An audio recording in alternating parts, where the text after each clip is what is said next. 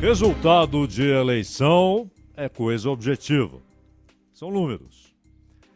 Agora, a análise do que aconteceu, por que aconteceu, ela permite subjetividade, portanto, permite versões.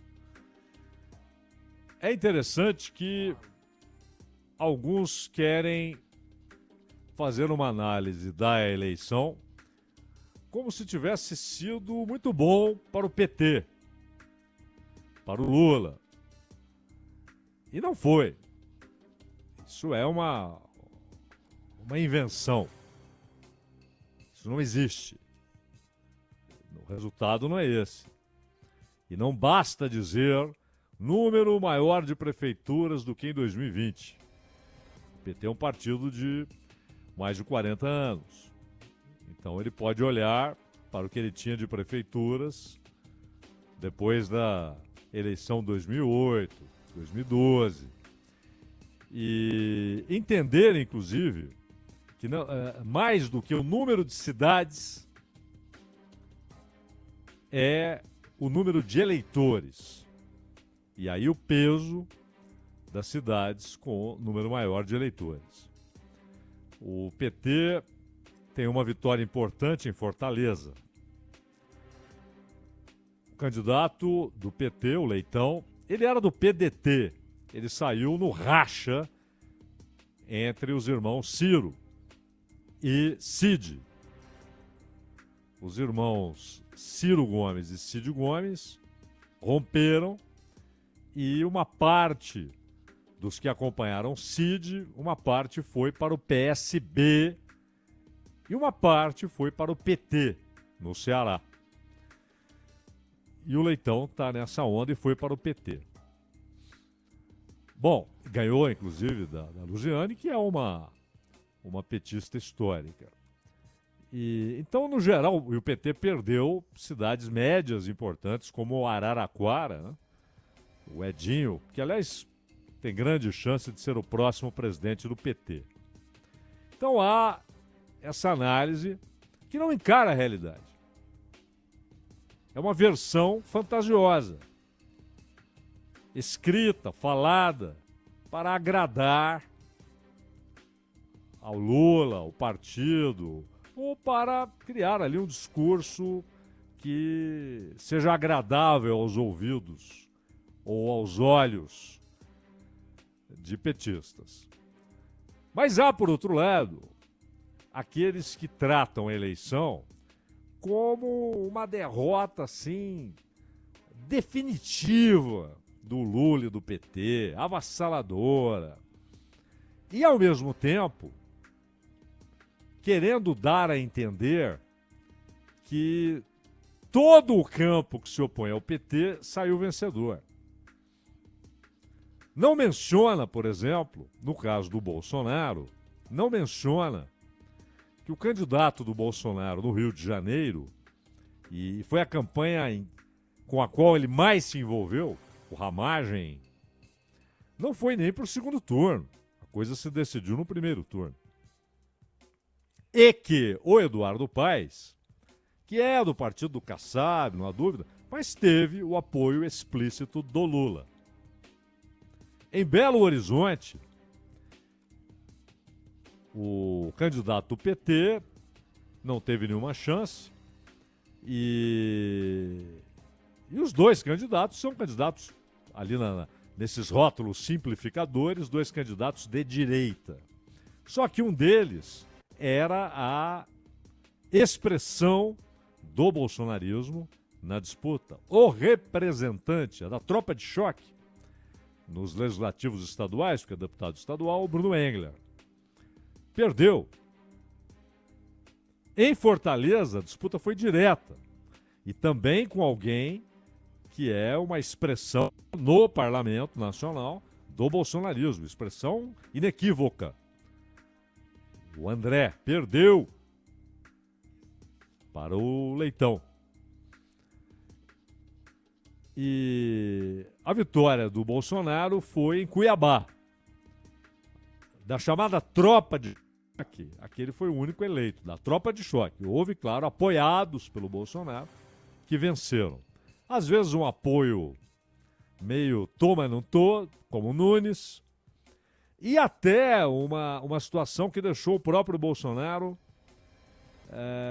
com discurso dúbio, que foi Curitiba. Mas ele afirmou que o coração dele estava com a Cristina Gremel, que perdeu. Perdeu para um candidato do PSD, mas o vice é do PL, que foi o acordo PSD-PL, em Curitiba. E ganhou o sujeito do PSD, ligado ao PL do Valdemar e do Bolsonaro, e apoiado pelo Ratinho Júnior, que também é um direitista. Mas a candidata que o Bolsonaro queria ver eleita era a Cristina Gremel. Isso desaparece de certas análises, né? Como se fosse uma vitória de toda a oposição e uma derrota definitiva. Não é uma derrota, é uma derrota que querem escrever, falar, dizer que é definitiva, que é aqui jaz. E é outra invenção, tanto quanto aquela de que não, foi cor-de-rosa pro PT, foi legal, fez Fortaleza, reelegeu em Juiz de Fora. Não, não foi. Não foi. Quando o PT observa o que aconteceu nas capitais e em grandes centros, inclusive quem ficou em segundo, na maioria das vezes não havia nem sequer um aliado. E inclusive no Nordeste, onde o Lula passeia nas eleições, né? Em 2022 ele só não ganhou em Maceió. Então é sim uma situação preocupante. E de fato, quando olhamos a distribuição dos partidos nos 5.500 municípios brasileiros, o PSD, porque esse papo de que o Kassab é o vencedor e tal, porque ele tem mais de 800 prefeitos agora, tomarão. Em janeiro ele terá 800 prefeitos, um pouco mais, filiados ao partido dele. Isso significa mais verba, mais visibilidade, que é fundamental para a maneira de o Kassab fazer política. É ter poder para negociar. E aí ele é aliado do Lula, ele é aliado do Tarcísio, ele faz composição com o PL de Valdemar e Bolsonaro em Curitiba. Mas ele enfrenta o PL no Rio de Janeiro e em Belo Horizonte. Então, para ele é importantíssimo a aparência de que tem mais poder, de que seu partido tornou-se forte, está entre os grandes depois dessa eleição municipal. Isso aumenta poder de barganha. Mas, de fato, PSD... o PSD não é centrão. Ele não é ali da origem, né, da gênese, do novo centrão, porque tinha um centrão do final dos anos 80, nascido na Assembleia Constituinte. Ali nasce o centrão. Mas o novo centrão, que é formado no século XXI, ele não tem na sua origem o PSD, que nem existia. Mas isso não importa. O PSD é centrão na alma. O modo de operação, a maneira de lidar com os campos políticos, com as ideias, com as votações, com o poder de ter muito voto na Câmara dos Deputados e no Senado. O PSD é centrão na alma. O MDB, que usa uma sigla que teve um significado que desapareceu. Ou seja, no seu modo de agir, de operar, é centrão. E a PP, União Brasil, que é uma junção de DEM com PSL. Tem alma de centrão. Republicanos. E outros menos cotados. Então, eles fizeram muitas prefeituras e eles não estão apegados a condições ideológicas para negociar. Então, o União Brasil bate o pé, exige ministério. E aí chega um projeto do governo no Congresso, eles descem o sarrafo e votam contra. Mas tem lá ministério. Republicanos têm ministério, do Tarcísio. O PSD, o MDB. Só que agora, a aparência de vitória dessa abstração que é o Centrão, porque se você analisa, o Kassab, ninguém conhece o partido dele mais do que ele. O Kassab sabe que há muito de efêmero nessa grandeza, porque quem está lá amanhã pode estar em outro lugar, porque não vai fazer diferença do ponto de vista programático, ideológico. Isso não existe. É a conveniência. É o partido que abriu a porta, que prometeu mais verba, mais visibilidade, prometeu candidatura. Hoje é o PSD, amanhã pode ser o União, depois da manhã pode ser o Republicanos. Ele sabe disso.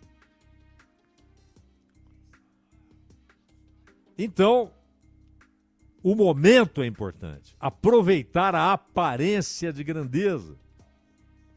E esses partidos que formam o Centrão, fortalecidos pelos números objetivos, pela objetividade do resultado eleitoral, querem induzir o Lula a fazer uma reforma ministerial, colocando indicados desses partidos no comando de ministérios importantes, não é qualquer ministério. Mas o interessante é que a ideia não é descartada e menos ainda rechaçada, tampouco desprezada pelo Lula, que vê na reforma um meio possível de conseguir fidelidade desses partidos nas votações no Congresso. Não vai conseguir, Lula. Está provado.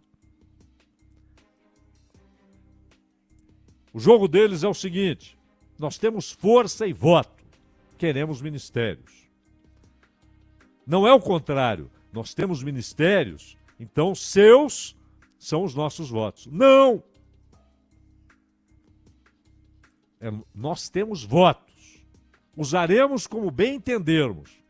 Mas se não tivermos ministérios, já está claro como votaremos. Esse é o tom, esse é o conteúdo. Mas o Lula, como bem diz o Rui Costa Pimenta, houve uma desvinculação com a ideia de que o governo, se pretende, pelo menos, reformista, e o PT não irá além do reformismo, mas hoje está longe até do reformismo, mas se pretende um governo reformista, precisa ter como fundamento base popular. Se pretende nacional desenvolvimentista, que é uma coisa em que o Lula acredita mesmo, é o nacional desenvolvimentismo, não faz isso na atual etapa do capitalismo, em que o nacional desenvolvimentismo é visto pelo capital financeiro como inimigo, não se faz isso sem fundamento e sem base popular. Sem mobilização de bases importantes no povo. nas fábricas, nos campos, no comércio, nos movimentos sociais. Não se faz. E bem disse o Rui Costa Pimenta que o Lula passou a acreditar tão somente na articulação lá em cima, no topo do poder, com os partidos, com o parlamento, com o Supremo, com os governadores. Então ele quer fidelidade nas votações, não terá. Fidelidade não, terá eventuais apoios. E quer, claro, esse é o ponto essencial para o Lula, costurar uma rede ampla de apoio à reeleição em 2026.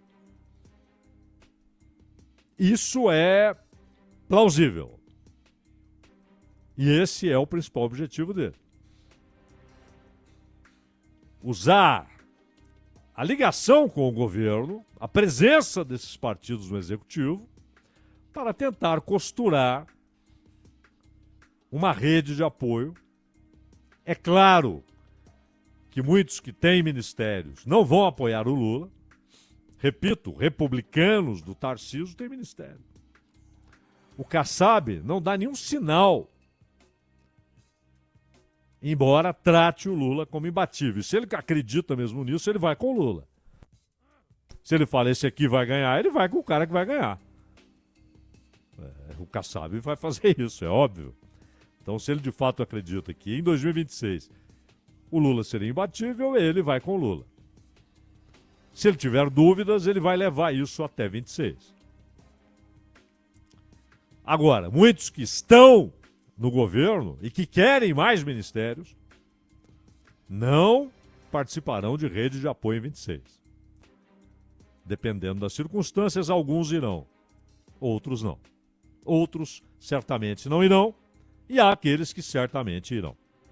E ao mesmo tempo, o Lula poderia aproveitar a reforma para colocar a Gleisi Hoffmann no ministério. A Gleisi deixará a presidência, deve deixar a presidência do PT no ano que vem. Ela não pode mais buscar a reeleição. O Lula quer muito que o Edinho, prefeito de Araraquara, assuma a presidência do partido. Há outros candidatos, pelo menos mais 2, mas não há dúvida que hoje o Lula prefere o Edinho. E também, além de a Gleisi indo para o ministério ter visibilidade ela própria para 26, para tentar talvez o governo do Paraná, algo assim. Mas há também a possibilidade de se convidar Rodrigo Pacheco, que deixará a presidência do Senado. Aqui não tem a ver com negociação partidária. É a parte, é Lula e Pacheco. O Pacheco não recebeu o convite, pelo menos formalmente, pelo menos que saibamos, nem informalmente, mas pode se interessar pela ideia. Desde que enxergue sua ida para o ministério como um meio de aumentar suas chances de, em 2026, ser eleito governador de Minas Gerais. Porque uma coisa é presidir o Senado e, portanto, o Congresso. Você está nas manchetes todos os dias. Está na TV, está no rádio, está na internet, o tempo todo. É visto nas principais solenidades. Com o presidente da Câmara, com o presidente do Supremo, com o presidente da República. Em fevereiro, será, tudo indica, o Alcolumbre. Ele de volta. Ele que apoiou o Pacheco e o Pacheco devolveu a generosidade. Está apoiando o Alcolumbre. Mas aí ele é um senador a mais. Ou alguém acha que o Pacheco conseguirá fazer com o Alcolumbre o que o Lira quer fazer na Câmara. Ter uma grande influência sobre seu sucessor. O Pacheco sabe que não vai acontecer isso. E o Ministério, dependendo do Ministério, pode lhe dar essa visibilidade para quem quer concorrer a um cargo executivo em 26. Olha, não se descarta convidar o Arthur Lira, mas aí é mais difícil, porque o presidente da Câmara já deixou claro que não quer se tornar demissível. O Arthur Lira não gosta da ideia de numa terça, numa quarta-feira de manhã, ele acorda, toca o telefone, o presidente quer falar com você, ele chega lá e fala, oh, você vai ter de sair. Ele não quer isso. Ele não quer isso. Ele quer permanecer na Câmara e com muito poder sobre o próximo presidente da Câmara, porque isso significará também poder sobre as emendas. Arthur Lira e Ciro Nogueira foram as figuras centrais da transferência da execução orçamentária do Planalto para o Centrão. Depois, isso aconteceu lá no governo Bolsonaro com o Ciro Nogueira de ministro. Depois, houve uma recuperação, ano passado, no governo Lula, só que aí os ministérios viraram meros carimbadores. Por isso aquelas duras homéricas do Arthur Lira no Padilha. Demorou para liberar a verba, ele pancada no Padilha. Só que ele quer mais, ele quer ministros que não demorem com o carimbo na mão. Mas ele não quer qualquer ministério. E não quer para ele. Ele quer indicar o próximo, se houver troca, o próximo ministro da Saúde. Então eles querem uma reforma ministerial. O Lula enxerga como algo que pode ser interessante.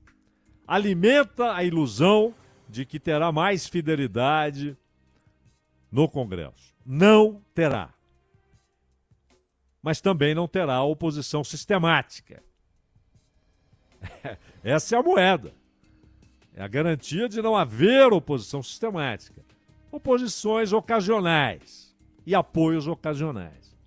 É isso que o Centrão oferece. Caso contrário, é oposição sistemática e acabou. Porque eles têm voto para inviabilizar qualquer coisa.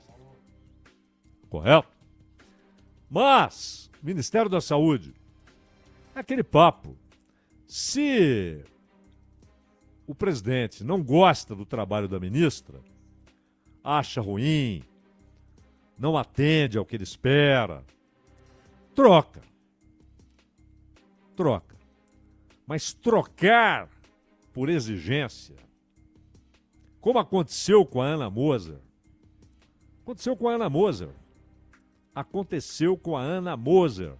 não havia nenhum motivo para substituí-la, senão a exigência de partidos políticos.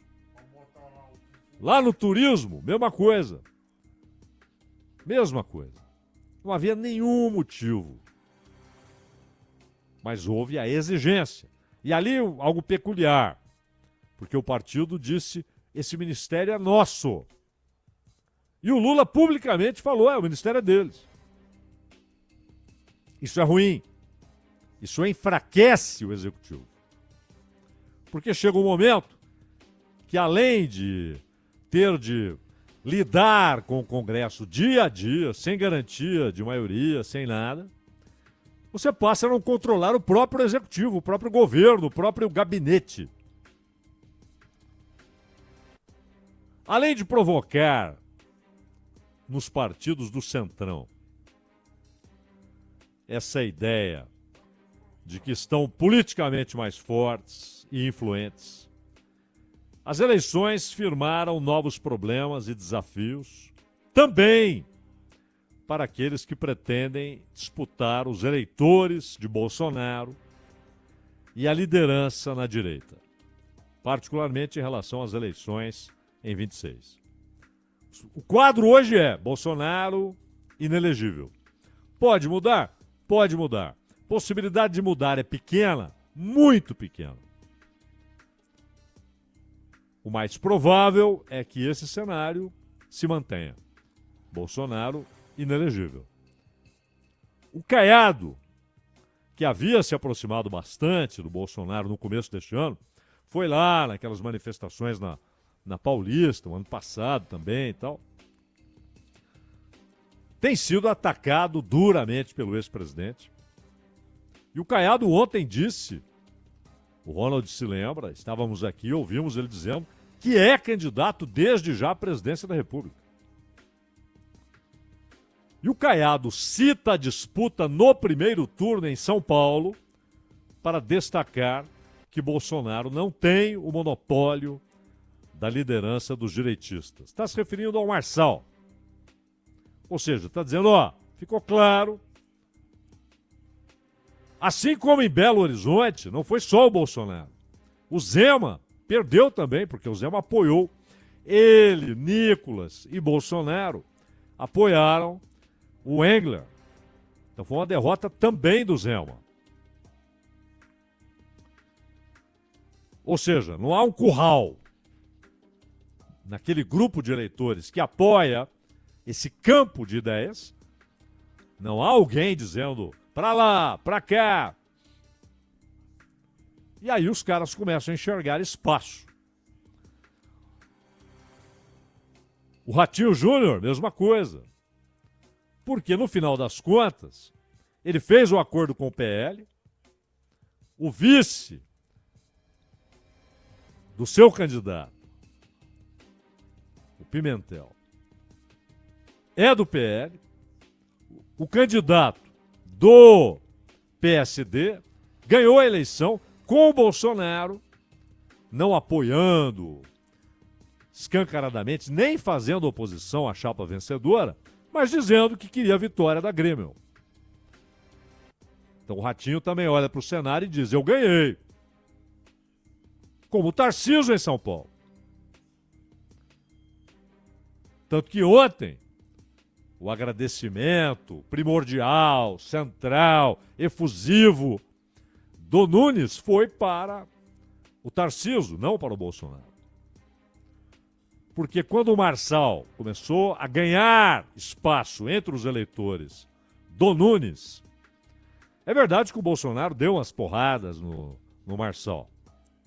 É verdade que o Malafaia foi para a guerra contra o Marçal.